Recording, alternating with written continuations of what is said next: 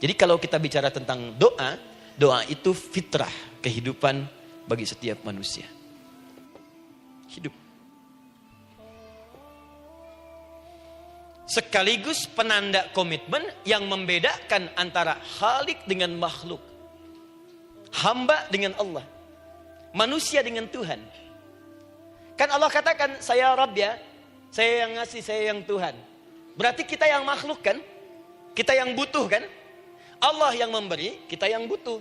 Untuk membedakan mana yang butuh, mana yang ngasih, maka pembedanya adalah doa. Jadi kalau ada manusia yang gak pernah doa selama hidup, itu tandanya ada yang salah dengan kehidupannya. Karena seakan-akan dia gak butuh Tuhan. Sebab perbedaan manusia dengan Tuhan itu sebelum lahir, salah satunya ditunjukkan dengan sifat butuh kita kepada Allah. Makanya sekaya-kayanya orang, itu pasti berdoa. Manusia paling kaya di muka bumi pun, kalau besoknya mau ada pekerjaan atau proyek, dia berdoa dulu tuh. Ya Tuhan, tolong lancarkan proyek ini. Butuh. Pejabat setinggi-tingginya, kalau sudah mau mulai kemudian ada pemilihan, kalau mulai ada kebijakan, kalau mulai ada apapun berdoa juga. Itu tandanya butuh. Butuh. Di setiap manusia itu pasti butuh dengan Allah. Karena itu kalau ada manusia yang gak pernah berdoa selama hidupnya, itu langsung mendapatkan kecaman dari Allah dan dijamin akan masuk neraka yang paling dalam. Karena seakan-akan dia sedang gak butuh dengan Allah. Saya ulang ya, saya ulang. Doa itu fitrah hidup manusia yang sekaligus menunjukkan statusnya sebagai hamba. Jadi kalau ibu update status di media sosial, mulai sekarang tuliskan hamba. Hamba. Sudah. Mau sifatnya apapun tetap hamba. Ya, mau pejabat, mau orang kaya, mau cukup, mau macam-macam, mau ustadz, mau syekh, mau habib, tetap ujungnya hamba. Dan butuh penghambaan itu diwujudkan dalam bentuk doa. Muncullah Quran surah ke-40 ayat ke-60. Wa qala rabbukum, Rabb, selalu Rabb. Wa qala rabbukum ud'uni astajib lakum. Innal ladzina yastakbiruna an ibadati, awas, sayadkhuluna jahannama dakhirin. Allahu akbar. Dan Rabbmu berfirman, mengingatkan kembali kepada kalian semua, hei hamba-hambanya. Kalau ada kebutuhan, kalau ada masalah, kalau ada permintaan, kata Allah, ayo doa sama saya. Minta. Kan kita sudah bikin perjanjian. Makanya Allah katakan, kalau punya masalah, Bu, berdoa. Bukan mengeluh. Kalau punya persoalan, Bu, berdoa. Bukan bikin status. Rasanya aku tidak sanggup. Ditulis di Facebook. Apain? Terus kalimat Allahnya pun jelas. Minta kepadaku, bukan mengeluhkannya. Kamu tidak seperti yang aku kira. Nungguin komen. Sambil masak, celing ada satu. Ucuk kunaon. Makin meluas masalah. Untuk abi mas sabar. Sudah. Paham ya? Jadi ini kaidah hidup yang pertama. Sebetulnya sederhana, cuman jarang digunakan gitu. Sederhana, cuman jarang dipakai. Kata Allah kan, kamu doa itu, saya kasih ketenangan. Jadi Bu, gini.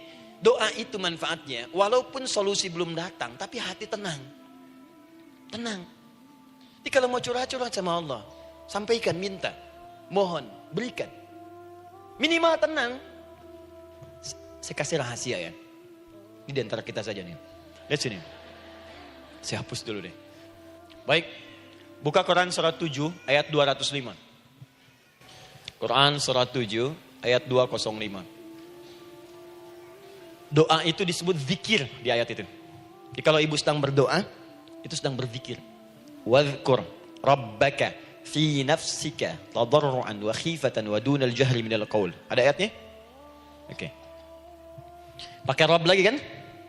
Wadhkur innani anallahu la ilaha illa ana fa'budni wa aqimis salata lidzikri. Saya Allah, kata Allah. Tidak ada Tuhan selain saya. Sembah saya.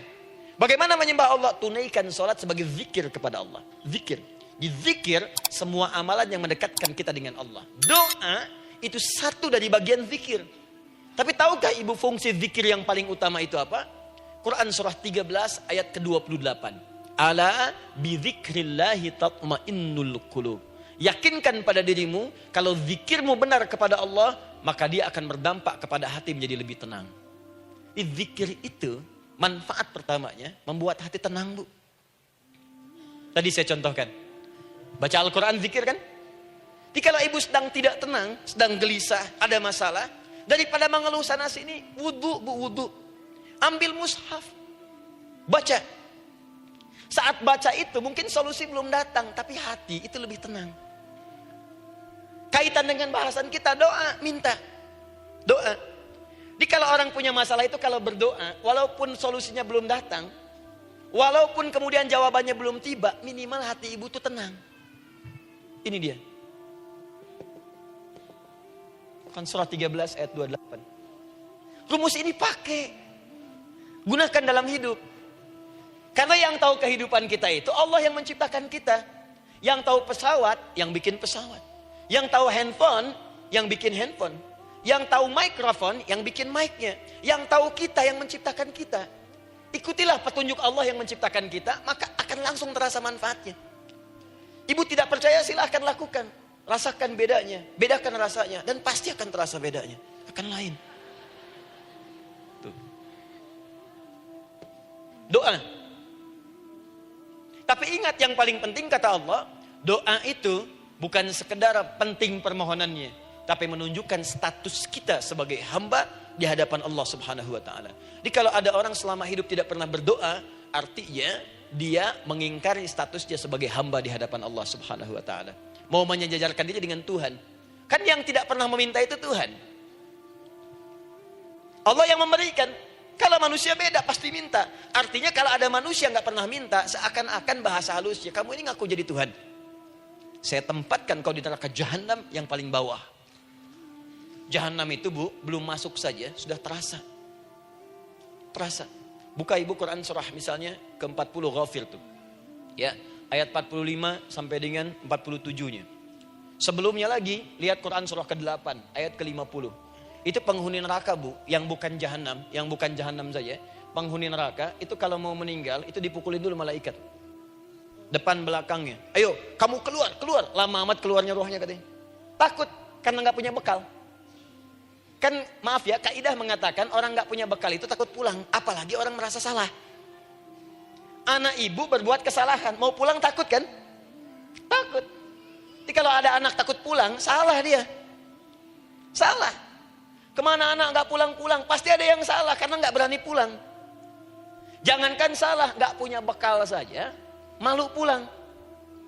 Lihat ibu waktu Ramadan usai, mau mudik, Idul Fitri. Kan pada mudik kan? Kenapa mau mudik dan senang mudik? Karena punya bekal, Bu. Dikumpul-kumpulkan tuh selama 11 bulan. Untuk 1 bulan saja. Itu pun paling berapa hari. Kumpulin. Terus telepon keluarga. Insya Allah aku pulang hari ini. Wah, senang semuanya. Padahal mudiknya cuma pakai motor, Bu. Motornya bebek, bekalnya singa. Serius saya, motor bebek bekal singa. Ada kardus belakangnya. Tulisin. Terus tambah pelepah pisang buat begini. Belakangnya ditulisin, aku pulang sayang. Jalan, mudik. Terus yang di rumah kan senang nerimanya. Kenapa? Karena ada yang pulang dan bawa bekal. Saya pernah tanya pada seseorang, kenapa Anda gak mudik? Gak ada bekal Ustaz, gak ada bekal, malu pulang. Kebayang gak saat pulang menghadap Allah gak punya bekal? Malu pulang, apalagi punya banyak salah. Jadi gak mau keluar rohnya. Malaikatnya geram, dipukulin sama malaikat. Pukul depannya, pukul depan. Kamu ini cepat keluar. Keluar. Malu pulang. Tapi kalau punya bekal enak. Dan yang nyambut langsung malaikat. Bahkan nanti ada satu amalan saat dikerjakan. Itu orang ini sudah masuk surga. Tapi semua malaikat di semua pintu surga yang 8 itu datang mengunjungi dia mengucapkan selamat. Itu ada di Quran surah 13 ayat 24. Salamun alaikum bima sabartum fa ni'ma uqbaddar. Selamat ya saat di dunia sabar mencari bekal. Dan ini bekal terbaik yang kamu dapatkan. Silahkan nikmati surga yang kamu rindukan itu. Ini nikmatnya tempat yang pernah nanti kamu kunjungi. Dan tinggal abadi di situ. Yang nyambut malaikat. Bayangkan semua malaikat, Bu. Semua malaikat dari pintu surga datang nyambut dia. Wah, Masya Allah, malaikat Jibril, Israfil, malaikat maut. Maaf ya, dicabut kemarin. Biasa, selamat. Dunia aja kalau ada yang nyambut senang kan?